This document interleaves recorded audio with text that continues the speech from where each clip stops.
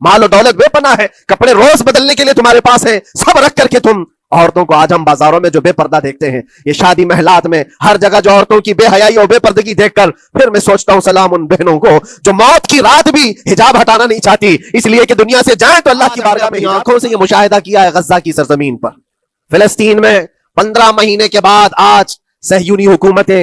پیارے دوستو, مفتی سلمان اظہری صاحب کے اس بیان کو آپ ضرور سنیے, اور یہ بیان پرانا بیان نہیں ہے بلکہ 17 جنوری 2025 کا بیان ہے, نیا بیان ہے, اور اس بیان میں آپ کو بہت ہی خاص باتیں سننے کو مل جائیں گی. اس لیے میں آپ سے گزارش کرتا ہوں کہ اس بیان کو آپ ضرور سنیے, اور اس میں آپ کو فلسطین کے حوالے میں کچھ باتیں سننے کو مل جائیں گی, اور فلسطین میں 15 مہینے سے ایسا کیوں ہو رہا ہے یہ ساری باتیں آپ کو سننے کو مل جائیں گی, اور سب سے بڑی دولت کیا ہے یہ بھی چیزیں آپ کو سننے کو مل جائیں گی. اس لیے آپ اس ویڈیو کو دیکھیے, اور اس ویڈیو کو لائک, شیئر اور کمنٹ کرنا بالکل بھی نہ بھولیں. اگر فتح و نصرت یوں ہی آپ کو روزانہ ملنے لگ جائے تو کیا رسول پاک صلی اللہ تعالیٰ علیہ وسلم مدینہ طیبہ میں بیٹھ کر دعا کرتے تو ساری چیزیں فتح یاب نہیں ہو جاتی؟ آپ صلی اللہ تعالیٰ علیہ وسلم کو بدر میں جانے کی ضرورت کیا پیش آتی؟ احد میں اپنے 70 جوان صحابہ کی شہادت پیش کرنے کی ضرورت کیا پیش آتی؟ اور اسی طرح سے خیبر ہو کہ حنین ہو کہ طائف ہو, کتنی جنگیں ہیں جس میں اپنی جان کی بازی لگائی صحابہ نے. سب سے بڑا معرکہ تو کربلا کا دیکھیں آپ, جہاں پورا کا پورا خاندان شہید ہو گیا ہے. تو فتح و نصرت بغیر قربانی کے اور بغیر تکلیف کے ایسی ہی آ جائے آج کے زمانے میں ہم سوچ کر کے بیٹھے؟ ایسا نہیں ہوتا. اسلام زندہ ہوتا ہے ہر کربلا کے بعد, اور اللہ کی مدد آتی ہے, یہ بھی نہیں ہے کہ نہیں آئے گی. کچھ لوگ مایوس ہوتے ہیں, کچھ لوگ نروس ہو جاتے ہیں اور بھاگنے پر مجبور ہوتے ہیں. یہ امتحانات کی گھڑی ہوتی ہے. ایک حدیث پاک میں آپ کو بتاتا ہوں. اللہ کے نبی صلی اللہ تعالیٰ علیہ وسلم ارشاد فرماتے ہیں کہ آخر زمانے میں ایک ایسی عظیم جنگ ہوگی ایمان والوں کی اور رومیوں کے درمیان. کفار و مشرکین ہیں اور مسلمین ہیں. اس کو ملحمۃ الکبریٰ کہا گیا ہے. قیامت سے قریب ہونے والی یہ سب سے بڑی جنگ ہے. اسی سے آپ اندازہ لگائیں. اللہ کے حبیب صلی اللہ علیہ وسلم ارشاد فرماتے ہیں کہ اس میں کفار و مشرکین 80 جھنڈوں کے نیچے آئیں گے, اور ہر جھنڈے کے نیچے 12,000 کی فوج ہو, جو تقریباً حساب کرنے پر 9,60,000 کی فوج بن جاتی ہے. اگر وہ مومنین سے مقابلہ کرنے کے لیے اتنی بڑی فوج ایک جگہ جمع ہوتی ہے تو پھر اس جنگ کا اندازہ کریں کتنی بڑی. اس کو الملحمۃ الکبریٰ کہا گیا ہے اس لیے کہ اس میں گوشت کے چھیتڑے اڑیں گے. ملحمہ جو کہا گیا ہے عربی میں کہ گوشت کے ٹکڑے ٹکڑے دیکھے جائیں گے, اس قدر اس میں جانے جائیں گی. اس جنگ کے متعلق جو اللہ کے حبیب صلی اللہ علیہ وسلم نے پیشین گوئی کی ہے, جو پہلے سے خبر دی ہے, وہ کیا ہے؟ فرمایا کہ پہلا دن جب ہوگا مقابلہ کا تو اس میں مسلمانوں کی جماعت میں تعداد کتنی ہوگی یہ تو نہیں بتایا گیا. کفار و مشرکین کے تو بتایا کہ 80 جھنڈوں کے نیچے آئیں گے, لیکن مسلمان اور مومنین جو لڑ رہے ہیں ان کی تعداد کا کوئی علم نہیں ہے ہمیں. لیکن یہ پتا ہے کہ ان میں سے 1/3 ایک پوری جماعت کا 1/3 حصہ میدان چھوڑ کر بھاگ جائے گا. جنگ میں سے وہ میدان چھوڑ کر بھاگ جائیں گے جب اتنی شدت کی چیز ہو رہی ہو, مصیبت آ گئی ہے, تکلیف آ گئی ہے. 1/3 میدان چھوڑ کر بھاگ جائیں گے. اور ان پر کیا فرمایا حضور پاک صلی اللہ علیہ وسلم؟ فرماتے ہیں وہ دنیا کے روئے زمین کے بدترین لوگ ہوں گے, ان کی توبہ بھی قبول نہیں ہوگی. وہ سب سے بدترین لوگ ہوں گے, پیٹ دکھا کر جو نکل چکے ہیں. دوسرا مرحلہ آئے گا, دوسرا پڑاؤ. یہ ایک بہت سخت سٹرگل کرنے والا میدان ہے, مصیبت اٹھا رہے ہیں, مشقت اٹھا رہے ہیں. دوسرا دن ایسا ہوگا کہ مومنین کی جماعت کا 1/3 1/3 حصہ شہید ہو جائیں, قتل ہو جائیں گے. سوچو یہ بہت بڑی بات ہے. یہ دونوں چیزوں پر میں آج آپ سے گفتگو کرنا چاہتا ہوں. 1/3 حصہ میدان چھوڑ کر بھاگ جا رہا ہے, اور 1/3 حصہ قتل ہو گیا, شہید ہو گئے. بچے کتنے ہیں؟ 1/3. لاسٹ میں 1/3 حصہ بچا ہے. یعنی ایک میں اگر 3 پارٹ کریں تو 2 پارٹ تو ختم ہو گئے, 1 پارٹ بچا ہے. اور اللہ کے نبی صلی اللہ علیہ وسلم فرماتے ہیں اللہ رب العزت اس آخری 1/3 حصے کو فتح مبین عطا فرمائے گا. فتح تو ہے ان کی, فتح ہوگی ان کی, لیکن جو حصہ بچا ہوگا وہ آخر کا 1/3 حصہ ہوگا. اب اس پر مجھے عرض یہ کرنا ہے, مومنوں کو اگر فتح دیکھنا ہے, اللہ کی نصرت اور مدد دیکھنی ہے, تو یہ 2 چیزیں تو برداشت کرنی پڑیں گی. کون سی؟ پہلی چیز اپنوں کا چھوڑ کر بھاگ جانا, اور دوسرا اپنوں کا اپنے سامنے مر جانا. یہ دونوں چیزیں ہمیں دیکھنا پڑے گا. بہت سارے ایسے ہوں گے جو چھوڑ کر جا چکے ہوں گے, دامن چھڑا رہے ہوں گے, بھاگ چکے ہوں گے, اور کچھ وہ ہوں گے جو لڑتے لڑتے اپنی جان دے چکے ہوں گے. یہ دونوں بھی بہت سخت مسئلے ہیں میرے عزیزو, انسان کو یہ پگھلا دیتی ہیں چیزیں. اگر آپ کو ایسا لگے کہ میرے اپنے جاننے والے لوگوں میں سے کچھ لوگ مجھے چھوڑ کر بھاگ جا رہے ہیں, تو یہی انسان ٹوٹ جاتا ہے, اس کے دل کی کیفیت بدلنے لگ جاتی ہے, وہ پھر مایوسی کا شکار ہونے لگتا ہے. میری جماعت میں 100 لوگ تھے, 90 تو بھاگ رہے ہیں, 10 کیا کریں گے؟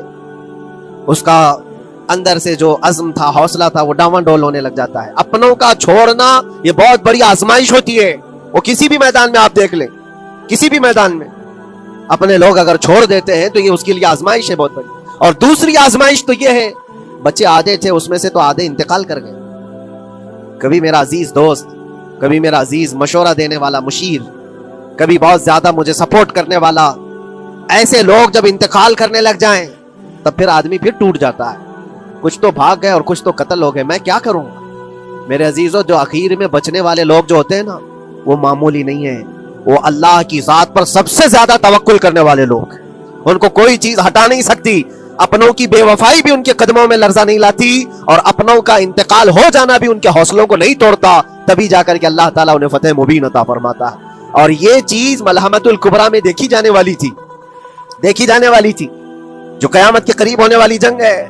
لیکن میرے عزیزوں, آج ہم نے اپنی آنکھوں سے یہ مشاہدہ کیا ہے غزہ کی سرزمین پر, فلسطین میں 15 مہینے کے بعد آج صہیونی حکومتیں اور یہودی غاصب حکومتیں صلح کرنے پر اور ایگریمنٹ کرنے پر مجبور ہو گئی. دنیا ان کے منہ پر تھوک رہی ہے. تم 50,000 سے زیادہ لوگوں کو قتل کر کے صرف 200 لوگوں کو چھڑانے کے لیے آج بھی فتح کا جشن منا نہیں پا رہے ہو, بلکہ پھر جھک کر کے ان کے ساتھ معاہدہ ایگریمنٹ کرنے پر مجبور ہو. یہ فتح ان بچوں کی نہیں ہے تو اور کیا ہے, ان مظلوموں کی نہیں ہے تو اور کیا ہے, جن کے پاس کھانے کو روٹی نہیں ہے اور پہننے کو کپڑے تک نہیں رہ گئے, ان کے علاج معالجے کے لیے دوائیاں نہیں رہ گئی, لیکن عزم اور حوصلہ ایسا ہے کہ اللہ ابھی ہمارے ساتھ. میرے عزیزوں, ان کے توکل اور ان کے عزم کے متعلق یہ صرف اور صرف اخبار کی باتیں نہیں ہیں, سوشل میڈیا کی باتیں نہیں ہیں. مخبر صادق رسول کریم صلی اللہ علیہ وسلم نے 1400 سال پہلے ہی بشارت دی تھی. اللہ کے نبی صلی اللہ علیہ وسلم فرماتے ہیں کہ دمشق کے ابواب یا پھر بیت المقدس کے آس پاس رہنے والوں میں ایک جماعت ہمیشہ قیامت تک ایسی رہے گی جو حق کے لیے لڑتی رہے گی. حضور پاک صلی اللہ علیہ وسلم فرماتے ہیں حق کے لیے وہ لڑتی رہے گی, قیامت تک ایک جماعت ہوگی. اور ان کی فضیلت میں میرے آقا فرماتے ہیں کہ ان لا یضرهم خذلان من خذلهم, ان کو دھوکہ دینے والوں کا دھوکہ ان پر کچھ اثر نہیں کرے گا, یا پھر ان کو چھوڑ دینے والے یا ان کی بات نہیں کرنے والے, یہ سب چیزیں ان کو کچھ بھی ضرر نہیں پہنچائیں گی. میں اس سے قبل اسی مسجد میں آپ کے پاس اس حدیث کو دہرا چکا ہوں, بیان کر چکا ہوں. اللہ کے نبی صلی اللہ علیہ وسلم فرماتے ہیں ان کو کوئی چیز نقصان نہیں پہنچائے گی, دھوکہ دینے والوں کی دھوکہ دڑی ان کا کچھ نقصان نہیں پہنچائے گی. آپ ہو سکتا ہے سوال کریں, عمارتیں ٹوٹ کر راکھ میں بدل گئیں, ہزاروں بچے قبروں میں سو گئے, کتنی عورتیں بیوہ ہو گئیں, کتنوں کے گھر اجاڑے گئے, کتنوں کے ہاتھ پیر توڑے گئے ہیں, بمباری میں وہاں پر کون صحیح سلامت رہا, 2 لاکھ کے قریب لوگ متاثر ہوئے, اور مولانا آپ کہتے ہیں حضور نے فرمایا حدیث میں ان کو کچھ نقصان نہیں ہوگا. یہ نقصان نہیں ہے تو کیا ہے؟ ہو سکتا ہے آپ کے ذہن میں یہ سوال گردش کر رہا ہو, آپ بار بار یہ سوچ رہے ہوں گے اللہ کے نبی نے فرمایا ان کو کوئی چیز نقصان نہیں دے گی, دھوکہ دینے والوں کی دھوکہ دڑی سے ان کا کچھ بگڑے گا نہیں. اتنا تو بگڑ چکا, پورا راکھ میں بدل گئے, علاج کرانے کے لیے دوائی تک نہیں ہے, تو پھر کیا؟ اللہ کے نبی نے کیا فرمایا کہ ان کو نقصان نہیں پہنچے گا, ان کو ضرر نہیں ہوگا. پھر یہ ساری تکلیفیں اور یہ ضرر کیا ہے؟ میں بتاتا ہوں میرے عزیزوں, جسم کا نقصان, جان کا نقصان, مال کا نقصان, جائیداد کا نقصان, یہ اللہ کے نبی نے نہیں فرمایا. یہ نقصانات مومن کے لیے کوئی معنی نہیں رکھتے. اگر ایمان سلامت ہے تو پوری کائنات سلامت ہے, اور یہ اللہ تبارک و تعالیٰ نے آج تک ان کے ساتھ رکھا ہے, ان کا ایمان محفوظ ہے, ایمان موجود ہے, جس کی وجہ سے یہ سارے نقصانات کچھ معنی نہیں رکھتے. اس لیے کہ یہ تکلیفیں, یہ جو ساری مصیبتیں آئی ہیں, اس پر تو اللہ تعالیٰ نے اجر عظیم کا وعدہ فرمایا, اجر عظیم کا وعدہ فرمایا ہے. ہاں اگر ایمان ہی چلا جاتا تو پھر کون سی جنت ملتی, کون سی خوشبو جنت پاتے, کچھ نہیں ہوتا. ایمان سلامت ہے, جس کی وجہ سے انہیں دنیا میں بھی اللہ سرخروئی عطا فرمائے گا. ایک بھی جگہ سے کہیں ان نہتے مسلمانوں کو جو غریب مظلوم ہیں اور ٹوٹے پھوٹے ہاتھوں اور ٹکڑے پہنے ہوئے بچے ہیں, ان کو کوئی یہ نہیں کہتا کہ یہ ظالموں کے لوگ ہیں, بلکہ ہر کوئی یہ کہتا ہے ایک ظالم کے خلاف جس کے پاس دنیا کے سارے آئٹم پاور ہیں، لیکن یہ نہتے بچے کھڑے ہیں، دعائیں بھی ان کے ساتھ ہیں اور رحمت الہی بھی ان کے ساتھ ہے۔ سلام ہے ان غزہ کے مظلومین کو، اور وہاں تو بچے، مرد تو مرد، عورتیں، آپ نے سنا ہوگا ان جوان لڑکیوں کا میں نے دیکھا تھا، وہ کہہ رہی تھی کہ ہم رات کو برقع پہن کر کے اور رات کو ہم حجاب پہن کر کے سو جاتی ہیں، اس لیے کہ بمباری میں جب گھر تباہ ہو جاتے ہیں، صبح لوگ لاشیں اٹھانے آتے ہیں تو کہیں ہم بے پردہ لاشوں میں نہ مل جائیں۔ سلام ان بہنوں کو۔ آج وہ عورتیں سبق لیں ان سے جن کو اللہ نے ہر طرح کی نعمتیں دی ہے۔ تمہارے گھر میں جائیداد بے پناہ ہے، مال و دولت بے پناہ ہے، کپڑے روز بدلنے کے لیے تمہارے پاس ہیں، سب رکھ کر کے تم عورتوں کو آج ہم بازاروں میں جو بے پردہ دیکھتے ہیں، یہ شادی محلات میں ہر جگہ جو عورتوں کی بے حیائی اور بے پردگی دیکھ کر پھر میں سوچتا ہوں سلام ان بہنوں کو جو موت کی رات بھی حجاب ہٹانا نہیں چاہتی، اس لیے کہ دنیا سے جائیں تو اللہ کی بارگاہ میں حجاب کے ساتھ جائیں۔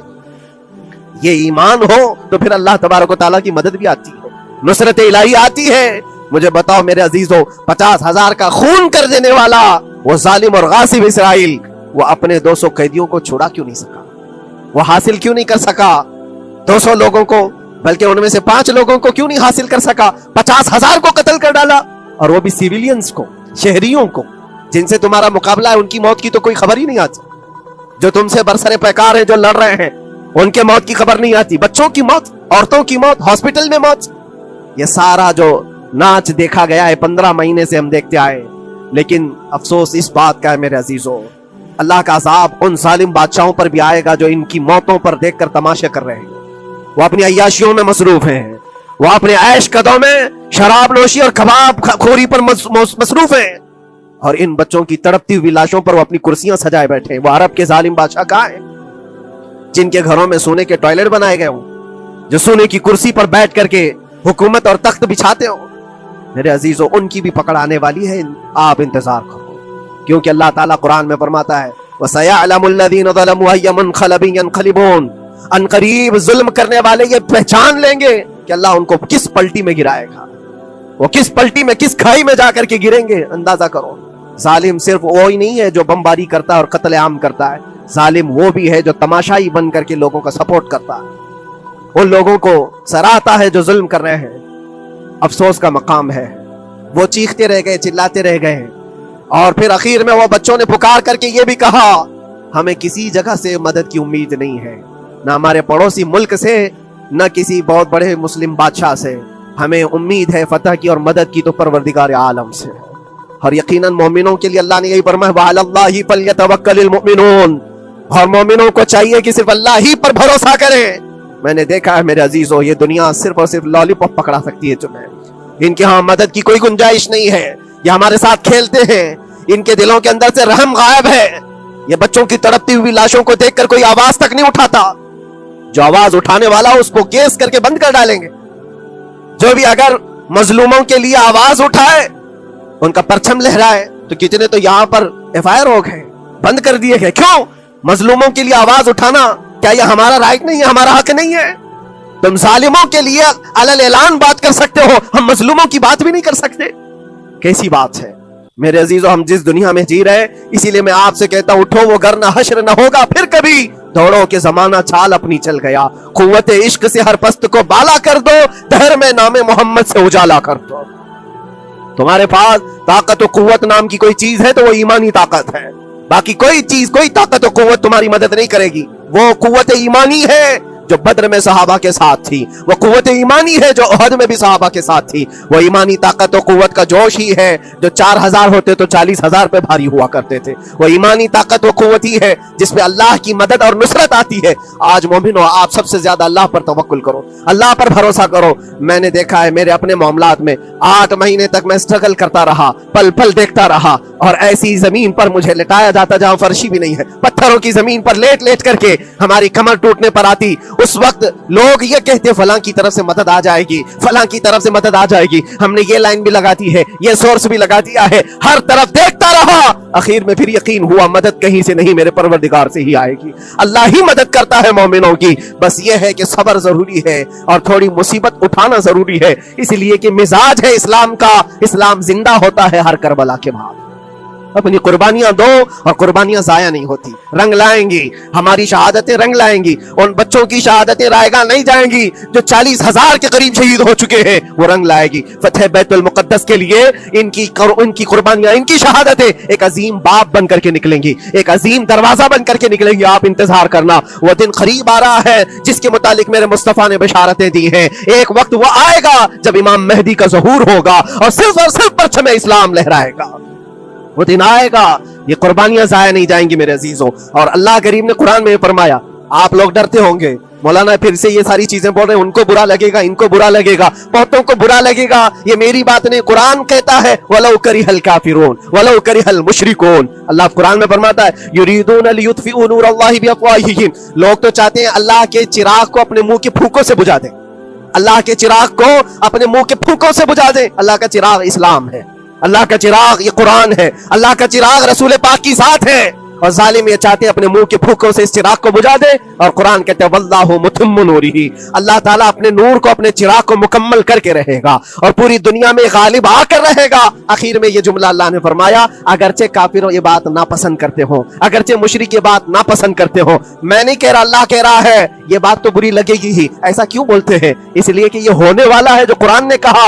याद रखो, जमीन ऊपर जा सकती है, आसमान नीचे आ सकता है, लेकिन मेरे रब का फरमान कभी टल नहीं सकता। जो कुरान ने कहा है वो होकर रहेगा और उसी पर ईमान हम सब मोमिनों की शान है, हम सब मोमिनों की शान है। बस आपके लिए जिम्मेदारी ये है, आओ उन बुराइयों की वादियों से जिसमें पड़े हुए हो, नौजवानों से मैं गुजारिश करता हूं, तुम्हारी नमाजों का हिसाब कर लो, तुम्हारे अपने अमाल का हिसाब कर लो। अल्लाह की मदद को पुकारते हो तो यकीनन अपने चेहरे साफ तो कर लो, अपने दिलों को पाक तो कर लो, अपने अमाल, अपनी पेशानियों को मस्जिदों के सज्जों से सजा तो लो। फिर मांगने में तुम्हें एक मजा भी आए, एक लुत्फ भी आए, रहमान की बारगाह में हाथ उठाएं तो आपको लुत्फ भी आए, अपने लिए भी और मजलूमीन के लिए भी मांगने में मजा तो आए। लेकिन जब आज हाथ उठाते हैं तो फिर ये दिल में बात आती है, फजर तो कज़ा करके सोया था, इशा तो पढ़ा नहीं था, और मेरे हालात ये हैं, हराम खाया हुआ है, किसी का माल गज़ब किया हुआ है। इन तमाम मामलात को लेकर किस तरह से हाथ उठाओगे अल्लाह की बारगाह में? पहले अपने आप को पाक कर लो मेरे अजीजों। जब साफ सुथरे हो जाओ तो फिर अल्लाह की मदद भी आएगी। इसलिए कि दुनिया में हमने देखा है, साफ प्याला लेकर के आओगे तो दूध भी डाला जा सकता है